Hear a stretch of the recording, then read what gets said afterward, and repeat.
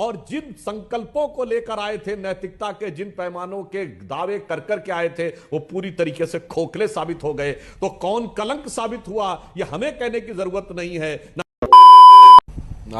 देखिए अंजना जी, अभी जो भी तात्कालिक प्रश्न पूछा गया, संजय जी ने उसका कोई उत्तर नहीं दिया।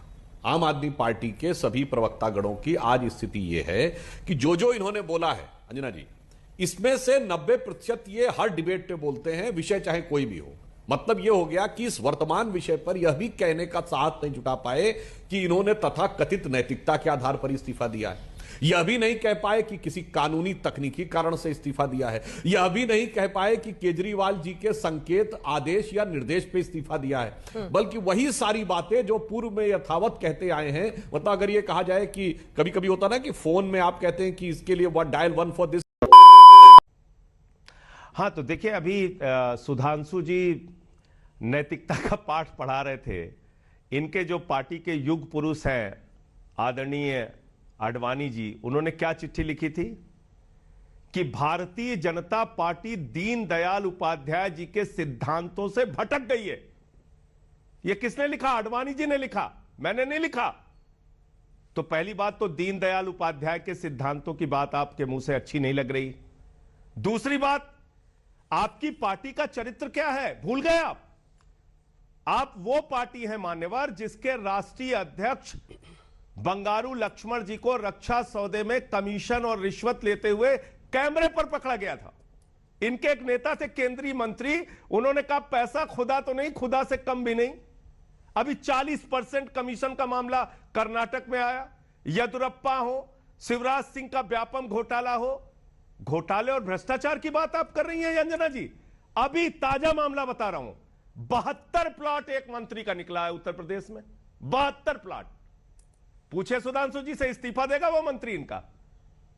पहले कहते हो इस्तीफा दो, फिर इस्तीफा दे दिया तो अरे रे, तो 9 महीने पहले क्यों नहीं दिया? आप मंत्री बने ही क्यों? आम आदमी पार्टी आई ही क्यों? इसका जन्म ही क्यों हुआ? अरे आम आदमी पार्टी का जन्म हुआ है आपको बेनकाब करने के लिए। जो पूरे देश में खोखा खोखा करके आप सरकारों को गिरा रहे हैं, ये लोग भ्रष्टाचार पे बात कर रहे हैं। बताइए आप, जहाज से बैठाकर विधायकों को महाराष्ट्र से आसाम लेके जाते हैं, वहां की सरकार गिरा देते हैं, कर्नाटक की सरकार गिरा देते हैं, मध्य प्रदेश की सरकार गिरा देते हैं, उत्तराखंड की, अरुणाचल की, पूरे देश में लोकतंत्र का गला घोट रहे हैं और अडानी के साथ मिलकर लाखों करोड़ का घोटाला कर रहे हैं। घोटाले और भ्रष्टाचार के सारे कीर्तिमान तोड़ दे रहे हैं और दूसरों से सवाल कर रहे हैं। तो इसलिए डेंट देखिए ऐसा है कि स्वाभाविक सी बात है, मनुष्य हैं हम लोग, साथ में काम किए हैं, हमारे मित्र हैं, दोस्त हैं।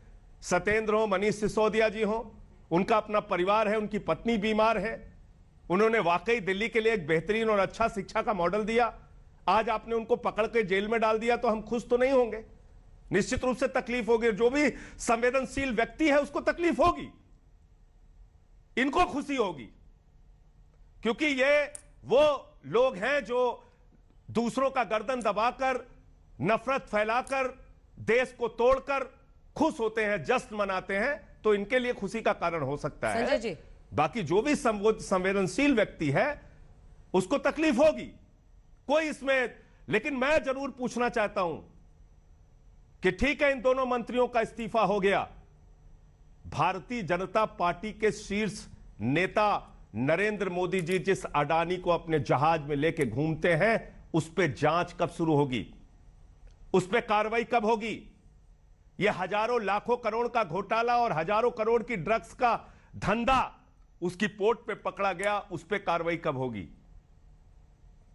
आपकी जांच एजेंसियां अगर विपक्ष पर कार्रवाई करने के लिए ही बनी है अंजना जी, तो मैं तो कह रहा हूं शहंशाह आलम मोदी जी को एक फरमान जारी करना चाहिए कि विपक्ष के लोग, सारे लोग इंडिया गेट पे आ जाओ, लाइन से खड़े हो जाओ और हम सबको पकड़ के उठा के जेल में डालेंगे। सबको डाल दीजिए, मीडिया वालों का भी कम टाइम बर्बाद होगा और जांच एजेंसियों का भी कम टाइम बर्बाद होगा। क्योंकि आपकी हिस्ट्री क्या है? 3000 छापेमारी ईडी ने की, 0.5% लोगों पे आरोप सिद्ध हो पाया। तो इसलिए कम से कम मतलब भाजपा ही अगर नैतिकता की और इसकी बात करते हैं तो ऐसा लगता है कि डाकू गब्बर सिंह अहिंसा पे उपदेश दे रहा है। ठीक है। ये लोग भ्रष्टाचार के खिलाफ बोलेंगे जो तालिबान को पैसा दे रहे हैं। बताइए, भारत के बजट में तालिबान को सैकड़ों करोड़ रुपए दे रहे हैं ये लोग। ठीक है, मैं इस पर जवाब उनसे लूंगी, नैतिकता की मैं उनसे इस पर जवाब लूंगी, लेकिन सर बताइए आज वजह क्या रही इस्तीफे की? आपने अभी भी कहा सुबह से इस्तीफा मांग रहे थे, क्या बीजेपी के दबाव में आकर आपने अपने मंत्रियों का, क्योंकि इतने महीनों बाद इस्तीफा हुआ, क्या बीजेपी के दबाव में यह इस्तीफा हुआ है? इस्तीफे की वजह क्या है? नहीं, निश्चित रूप से देखिए, ऐसा है कि ये विशेषाधिकार मुख्यमंत्री का है, उस पर मेरा कोई कमेंट करना या मेरा कुछ बोलना वो ठीक नहीं होगा।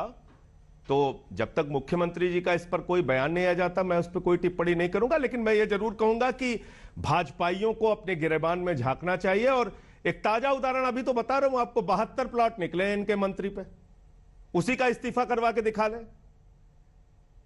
उन्नाव कांड में साथ में खड़े रहे, हाथरस कांड में साथ में खड़े रहे, जल जीवन मिशन का घोटाला उत्तर प्रदेश में मैंने खोला, मंत्री को पूरे टाइम इन्होंने बचाया।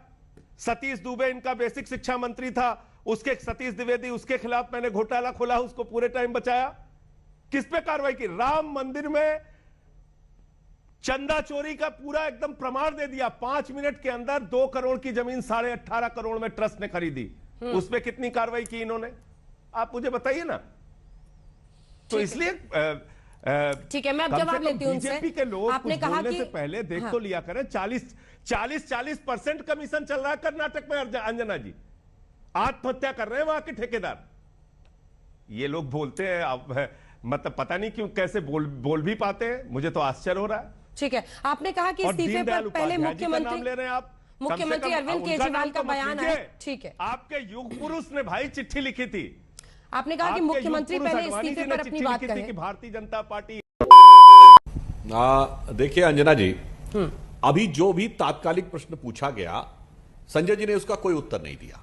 आम आदमी पार्टी के सभी प्रवक्ता गणों की आज स्थिति यह है कि जो जो इन्होंने बोला है अंजना जी, इसमें से 90% की आज स्थिति यह है कि जो जो इन्होंने बोला है अंजना जी, इसमें से 90% ये हर डिबेट पे बोलते हैं, विषय चाहे कोई भी हो।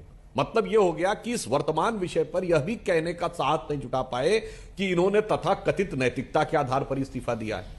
यह भी नहीं कह पाए कि किसी कानूनी तकनीकी कारण से इस्तीफा दिया है। यह भी नहीं कह पाए कि केजरीवाल जी के संकेत, आदेश या निर्देश पे इस्तीफा दिया है, बल्कि वही सारी बातें जो पूर्व में यथावत कहते आए हैं। मतलब अगर यह कहा जाए कि कभी कभी होता ना कि फोन में आप कहते हैं कि इसके लिए dial 1 for this, dial 2 for this, dial 3 for this, तो उसके लिए हमारे विपक्ष के प्रवक्ताओं की आज स्थिति यह है कि जो जो इन्होंने बोला है अंजना जी, इसमें से 90% ये हर डिबेट पे बोलते हैं, विषय चाहे कोई भी हो।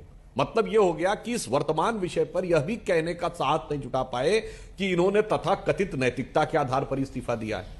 यह भी नहीं कह पाए कि किसी कानूनी तकनीकी कारण से इस्तीफा दिया। के लिए कहा जा सकता है कि डायल 1 फॉर दिस, तो वो सारी बातें वही जो हमेशा होती हैं वो आ जाएंगी, विषय कोई भी हो। खैर, मगर अब मैं कहना चाहता हूं जो संजय जी ने बोला कि नैतिकता का पाठ हमसे नहीं सीखना है और इनकी नजर में हम कलंक हैं, तो मैं कहना चाहता हूं नैतिकता का पाठ सीख कर, ककहरा सीख कर आप राजनीति में जिस शख्स के द्वारा आए थे वो थे अन्ना। अन्ना ने क्या लिखा है शराब नीति के ऊपर? लिखित में पत्र है, कहीं सुनी बात नहीं है, लिखा पढ़ी में है कि उन्होंने कहा कि आप लोगों ने इसमें भ्रष्टाचार किया। उन्होंने दुख व्यक्त किया कि राजनीति में आप लोग आए, साबित हुआ। यह हमें कहने की जरूरत नहीं है, ना हमारी बात के मानिए ना इनकी बात के मानिए। इनकी पार्टी के जो प्रेरणा स्रोत थे, जो पितृ पुरुष थे, जो इनके वैचारिक अधिष्ठान के प्रणेता थे, यानी कुछ कुछ वैसे मानिए जैसे हमारे दीनदयाल उपाध्याय जी को माना जाता है, उन्होंने जब